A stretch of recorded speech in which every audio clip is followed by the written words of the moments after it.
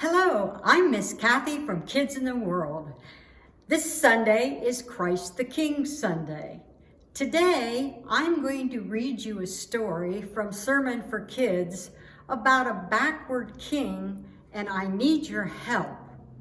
Whenever I point, you need to say, "That's backwards." Let's try it. That's backwards.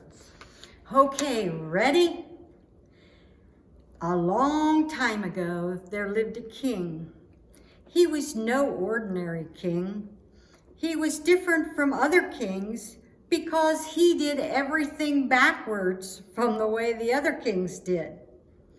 From the very day he was born, you could tell that this king was going to be different. Most kings are usually born in a palace. But this king was born in a stable, surrounded by donkeys, sheep, and cows. That's backwards. It wasn't a very big beginning for a king. In fact, very few people even knew that a king had been born. Only a handful of shepherds and 3 wise men got the word that a king had been born. That's backwards. As the infant king grew into a man, he continued to be different from other kings. While most kings spent all of their time building up riches of silver, gold, and jewels, this king owned nothing at all. That's backwards. And while most kings surrounded themselves with servants, he chose to be a servant. He could often be found helping others. That's backwards. As time went on, people became very unhappy with their king because he just didn't act the way they thought a king should act.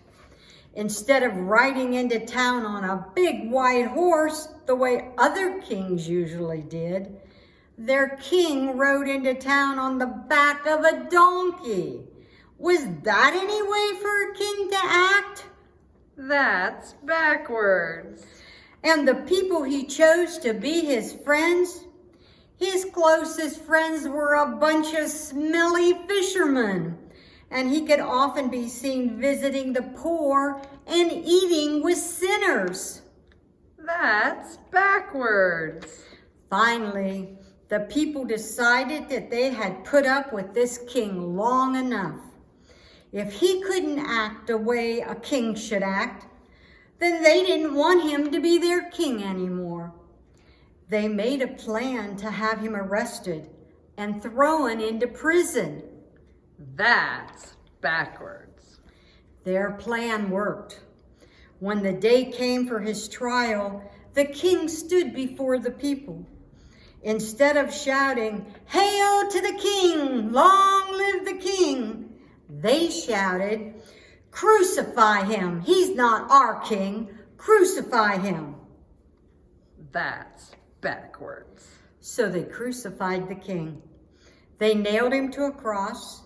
They put a crown made of thorns on his head, and they poked him with sharp sticks and made fun of him. What a way for a king to die.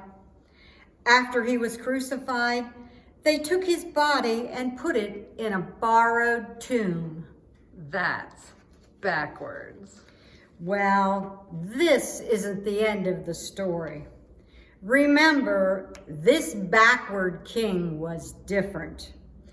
This king rose from the grave to live forever. Now, instead of being the backward king, he is the forever king.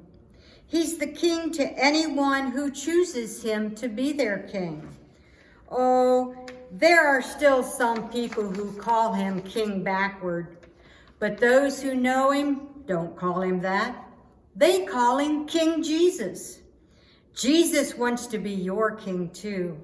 And if you choose him to be your king, you will live happily forever and forever. Now go look at yourself in the mirror, smile and say something positive, and you make it a great day.